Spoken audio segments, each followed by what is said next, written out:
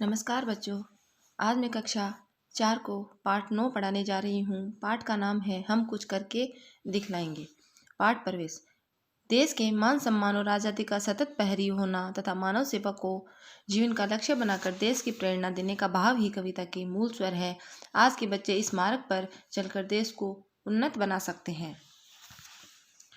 है शौक यही, अरमान यही, हम कुछ करके दिखलाएंगे, मरने वाली दुनिया में हम अमरों में नाम लिखाएंगे। इसमें ये कवि अभी हम सबको इस कविता का मूल भाव ये है कि हमें देश के प्रति मान सम्मान और देश की आज़ादी का सतत प्रहरी रक्षा करनी चाहिए और मानव सेवा, लोगों की सेवा को अपने जीवन का लक्ष्य बनाना चाहिए।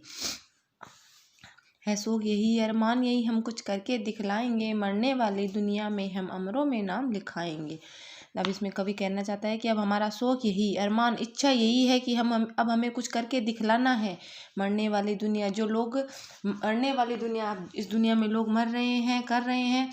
अब हम जो हमारे भारत के वीर सिपाही जो अमर हो गए हैं, हम उस दुनिया में अपना नाम लिखाएंगे। हम भी अमरों में अपना जो वीर सिपाही देश की रक्षा करने के लिए शहीद हुए हैं, हम भी उन्हीं की तरह देश के लिए अमर होना चाहते हैं। जो लोग गरीब भिखारी है, जिन पर न किसी की छाया है, हम उनको गले लगाएंगे, हम उनको सुखी बनाएंगे। हमारा देश में बहुत से ऐसे गरीब लोग हैं जिन पर किसी की भी छाया नहीं है, हम उनको गले लगाएंगे और उनको सुखी बनाएंगे। जिन लोगों को खाने के लिए अनाज नहीं है, पहनने के कपड़े नहीं है, हम उनकी सहायता करेंगे। जो लोग अंधेरे घर में हैं, अपनी ही नहीं नज़र में हैं, हम उनके कोने कोने में उद्यम का दीप जलाएंगे। उद्यम का मतलब परिश्रम, मेहनत। जो लोग अंधेरे घर में, जो लोग वो कुछ नहीं करना चाहते हैं, ऐसे ही बैठे हैं, स्वावलंबी नहीं बनना चाहते हैं, उनको अपनी ही शुद्ध नहीं है, हम उनके कोने कोने में मेहनत का दीप जलाएंगे। रोको मत, आगे बढ़ने दो, आज़ादी के दीवाने हैं, हम मातृभूमि की सेवा में अपना सर्वस्व लगाएंगे। सर्वस्व मतलब सब कुछ। रोको मत, हमें आगे बढ़ने दो, हम आज़ादी के दीवाने हैं, हम भारत माता की सेवा करना चाहते हैं, हम मातृभूमि की सेवा, हम भारत माता की सेवा में अपना सब कुछ लगाना चाहते हैं। हम उन वीरों के बच्चे हैं जो धुन के पक्के सच्चे हैं, हम उनका मान बढ़ाएंगे, हम जग में नाम कमाएंगे।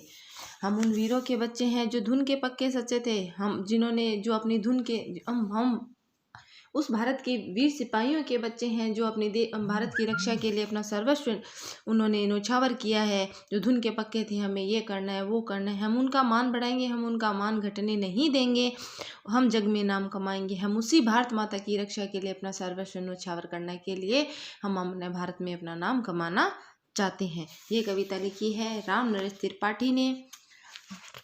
देश की रक्षा के लिए अपना सर्वस्व न्योछावर करने की बात कही है। अब ये शब्दार्थ आपको कॉपी में करने हैं।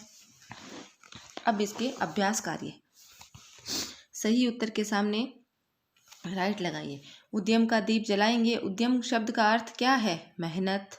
कवि ने इस कविता में किसको धुन के पक्के कहा है? पूर्वजों को। कवि किसका मान बढ़ाने की बात कर रहे हैं? देश का।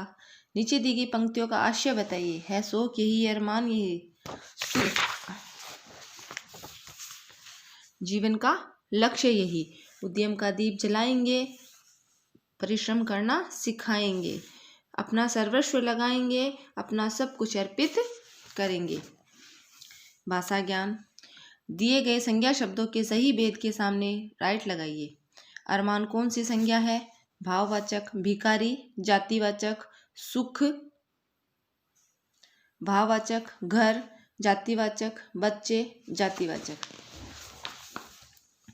कोष्टक में से सही विलोम शब्द छांट कर लिखिए। सुगंध, दुर्गंध, गुण, अवगुण, आय, व्यय, आदर, निरादर, मित्र, शत्रु। मुहावरों के अर्थ लिखकर वाक्य बनाइए। ये आपका गृह कार्य है।